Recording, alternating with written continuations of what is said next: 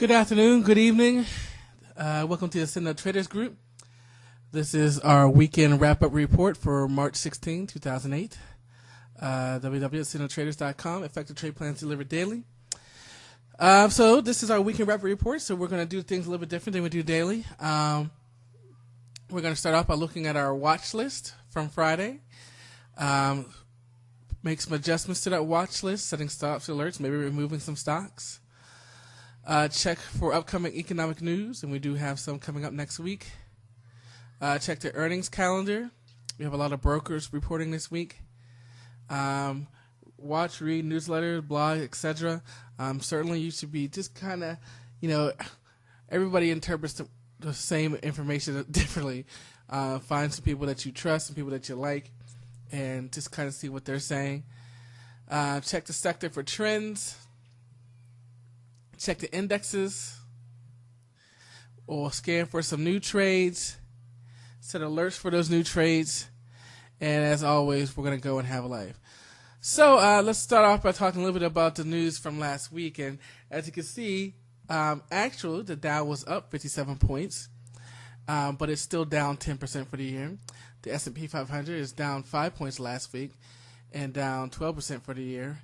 NASDAQ was unchanged and down 16% for the year. And that probably sounds crazy because we had some big days, but we had big days up and we had big days down. The market is very volatile right now. It's very news driven. We had the Fed, release more money, more liquidity into the market, and the market went up. And then the next day we went down. And then S&P 500 said they think the write-downs are down. And we went up, not up big, but we went up. And then Friday, Bear Stearns kind of fell off into the tanker, and we went back down. So very, very news-driven. It's not a lot of things are trending. We have some stocks that look like they're ready to go. And then, the market is what it is. And so all we have to do is to continue to watch it. Remember, cash is a position. Remember, even if you get an alert, you need to look for confirmation to get into the stock with your trigger signals. And, remember, protect your investment, protect your profits. If with the market being so volatile, if we get a big update, protect your profits. Okay, so, again, the news made Bear Stearns had some liquidity problems, and now the news is coming across the wire that J.P. Morgan Chase is buying Bear Stearns, something about a $2 share stock swap. So we'll see how the market reacts to that this week. This week we've got the New York Empire State Index on Monday. We've got housing starts and building permits on Tuesday. We also have core PPI and PPI on Tuesday. Crude inventory on Wednesday. Additional claims on Wednesday. On Thursday. Philly Fed on Thursday. But two important things to note is that the market is closed on Friday for Good Friday. And then on Tuesday, March 18th, the FOMC is releasing their policy statement. Right now people are anywhere between 3/4 of a point to a full point. Lord knows what we're doing to the dollar. But there is still more talk of cutting rates. And you can see also something to watch this week is we've got the Visa IPO, MasterCard. And I was thinking about this the other day. I was like, why is MasterCard still rising with the way the economy is? But I was watching the Shadow Trader thing, and Focus Report, his video weekly, and he was talking how, remember, MasterCard and Visa, they just make money off fees. They don't make money off of loans. And so, that's why they're continuing to go up, because they're not loan credit driven. Goldman Sachs and Lehman Brothers before the market on Tuesday.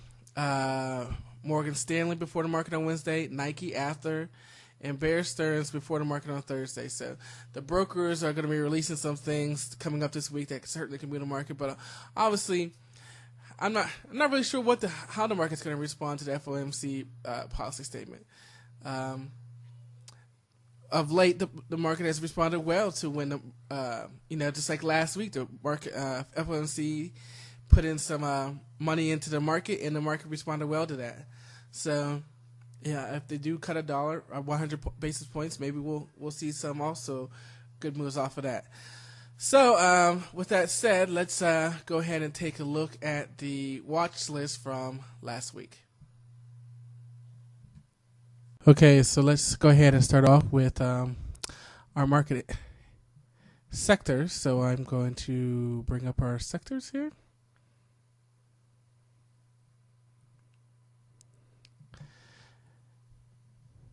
I know I said we're going to start with our flag list, but let's start off with our sectors since it is the weekend. So first off, we have hotels, and you can certainly see a weakness here, but we've got this strong support that it bounced off of. Basic materials, we thought we were getting a bounce and moving up, but with Friday we went down. Possibly basic materials could be returning. We'll see. Utilities, definitely some weakness. Builders, weakness. I think KB reports this week too.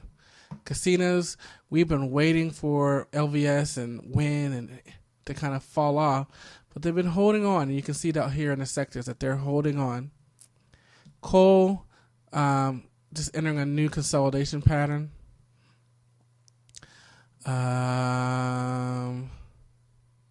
Banks, great day. Now, they might respond well to the Tuesday's FOMC.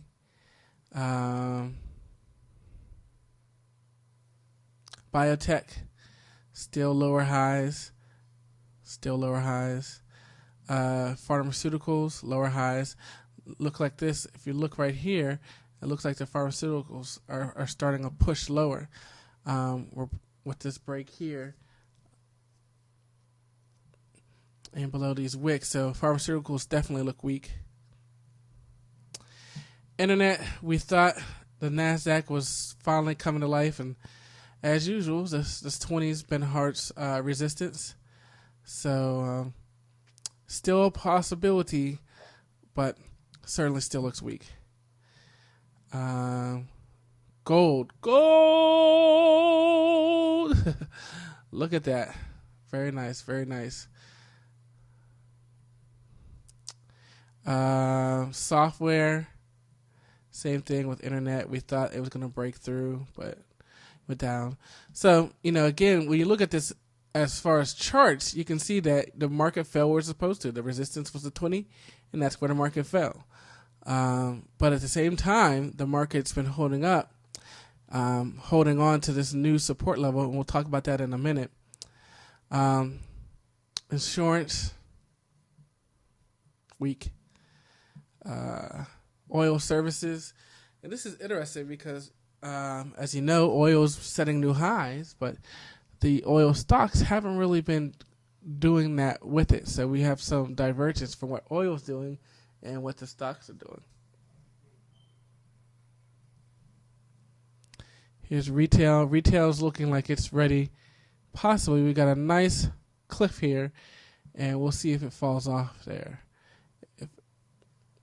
And we had JCPenney's and Kohl's on our list. Here's semiconductors. Well, they're always looking bad.